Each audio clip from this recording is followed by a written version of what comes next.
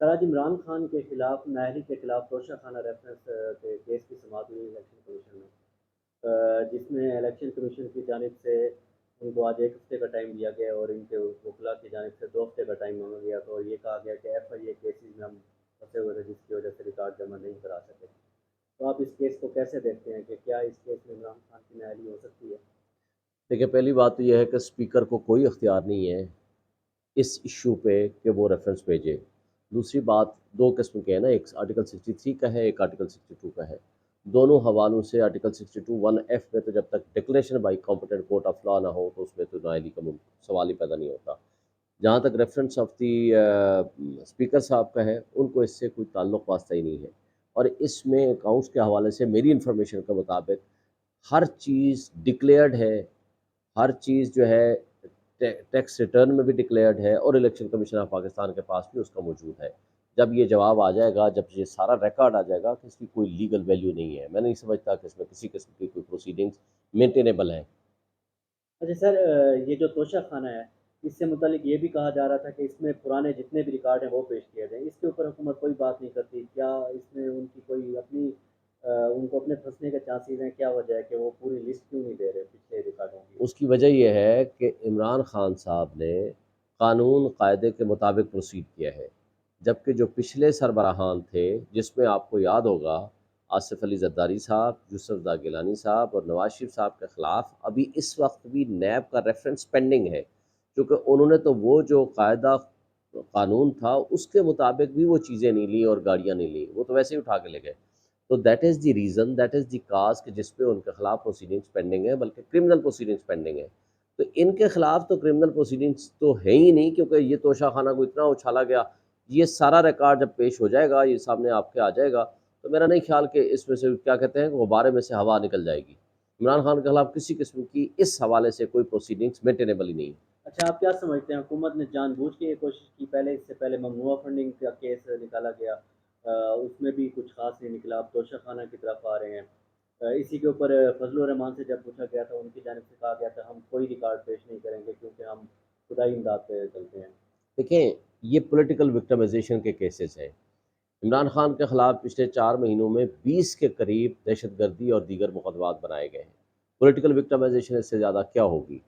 دوسری بات، ظاہر فارن فنڈنگ کا کیس ٹیک اپ کیا گیا۔ اس کے بعد آپ کو یاد ہوگا حنیف عباسی ورسز عمران نیازی والا جو کیس آیا تھا، سپریم کورٹ نے جو کہ رپورٹڈ ججمنٹ ہے اس میں کہا تھا کہ تمام پولیٹیکل پارٹیز کے اکاؤنٹس چیک کریں وداؤٹ ڈسکریمنیشن۔ آج دیکھیں کہ تمام پولیٹیکل پارٹیز میں سے آپ نے عمران خان کا کیس کا تو فیصلہ کر دیا، جیسے بھی کیا، غلط کیا، صحیح کیا، let the court to decide. لیکن باقی پولیٹیکل پارٹیز کا آپ کے پاس ریکارڈ موجود ہے، سب کچھ موجود ہے۔ اب چلو ہفتے بعد، 2 ہفتے بعد، مہینے بعد، 2 مہینے بعد آپ اس کا فیصلہ کریں، وہ دیٹ از کیپٹ پینڈنگ۔ پھر انہوں نے ٹیک اپ کر لیا جی توشہ خانہ کیس بڑا سیریس ہے جی، اس کو پھر ٹیک اپ کر لیا، پھر توہین عدالت کے معاملات ہیں۔ دیکھیں، ہر زمانے میں جو ایک پاپولر لیڈرشپ ہوا کرتی ہے، اس کو سازش کے ذریعے یا ٹیکنیکل گراؤنڈز پہ ہمیشہ، یا پولیٹیکل وکٹمائزیشن کے ذریعے اس کو سائز کم کرنے کی کوشش کی جاتی ہے۔ آپ قائد اعظم کی ڈیتھ دیکھ لیں کس طرح ہوئی، لیاقت علی خان کا مرڈر ہوا، اس کے بعد جو تماشا لگا رہا وہ آپ کے سامنے ہے۔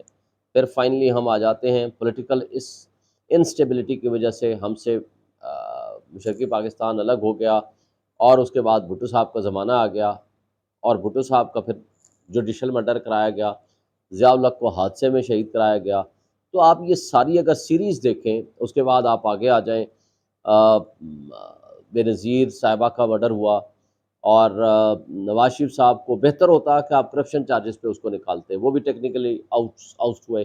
تو آج چونکہ عمران خان صاحب اپنی پاپولیرٹی کے عروج پہ ہیں، ہر الیکشن انہوں نے جیتا ہے۔ پنجاب کا الیکشن دیکھ لیں، پوری ایڈمنسٹریشن ان کے خلاف لگی ہوئی تھی، اس کے باوجود بڑی لیڈ سے جیتے۔ کراچی میں وہ گئے ہی نہیں لوگوں سے ووٹ مانگنے، اس کے باوجود لوگ خود باہر نکلے اور انہوں نے ان کو الیکشن جتایا اور ووٹ دیا۔ تو نیچرلی اب ان کے پاس آپشن کوئی نہیں رہا، کیونکہ یہ ساری پی ڈی ایم کی جماعتیں، 14 جماعتیں مل کے بھی اکیلے عمران خان کا مقابلہ الیکٹرل پروسیس کے ذریعے نہیں کر سکتی، تو ان کے پاس کیا آپشن ہے؟ ہر روز وہ ان کو پھنسانا چاہتے ہیں کسی نہ کسی دن۔ اب ایک طرف تو وہ کہتے ہیں کہ جی پولیٹیکل سٹیبلٹی، جی سب پارٹیاں اکٹھی ہو کے آ کر کے ایک ٹیبل پہ بیٹھ جائیں کہ جی ملک کے لیے فلڈ ہے، سیلاب ہے، تباہ کاریاں ہیں، ہم مل کے آگے کام کریں۔ بھائی ان کے خلاف مقدمے کون بنا رہا ہے؟ دہشت گردی کا مقدمہ کس نے بنایا؟ صرف ایک دن دہشت گردی کا مقدمہ بنا، ویری نیکسٹ ڈے جا کر کے 188 کا مقدمہ بنا دیا، جی آپ نے 144 کی خلاف ورزی کی ہے، پھر اگلے دن توہین عدالت شروع ہو گیا۔ تو یہ ساری چیزیں شو کرتی ہیں، کسی دن ایک مقدمہ، کسی دن دوسرا، کسی دن تیسرا، کسی دن چوتھا۔ ایکچولی یہ شو کرتی ہے ان کی ڈیسپریٹ پوزیشن کو، جو پی ڈی ایم کی جماعتیں ہیں یا جو وہ لوگ ہیں، کیونکہ ان کو پتہ ہے کہ ہم نے الیکٹرل پروسیس کے ذریعے ان کا مقابلہ نہیں کر سکتے تو عمران خان صاحب کو ہم کسی نہ کسی ذریعے سے ڈاؤن کرنے کی کوشش کریں، اور ہر روز ان کے خلاف کوئی نہ کوئی ایسا مقدمہ لے کر آئیں تاکہ ان کو پھنسائے رکھیں۔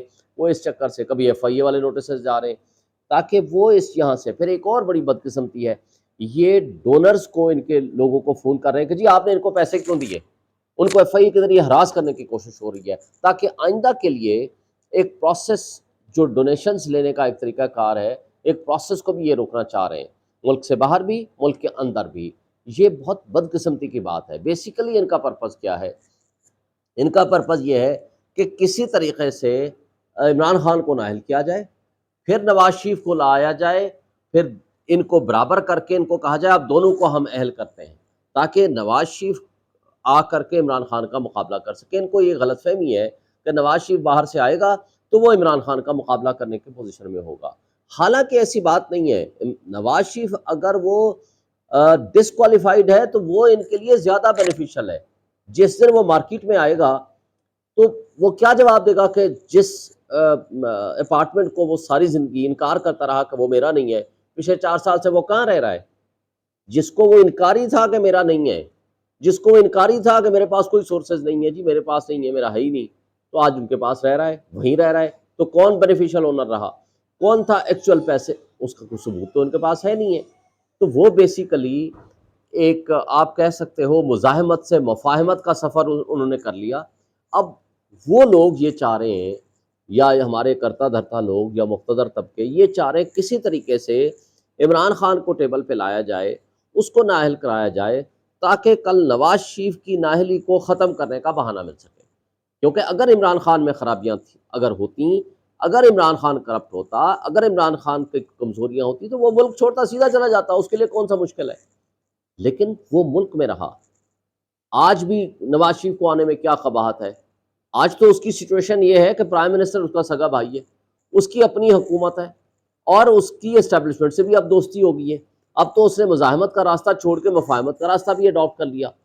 تو اب اس کو پاکستان میں آنے میں کیا قباحت ہے؟ عدالتیں بھی آزاد ہیں بقول ان کے، اور کسی قسم کا کوئی پریشر بھی نہیں ہے، آئیں اپنے مقدمات کا سامنا کریں۔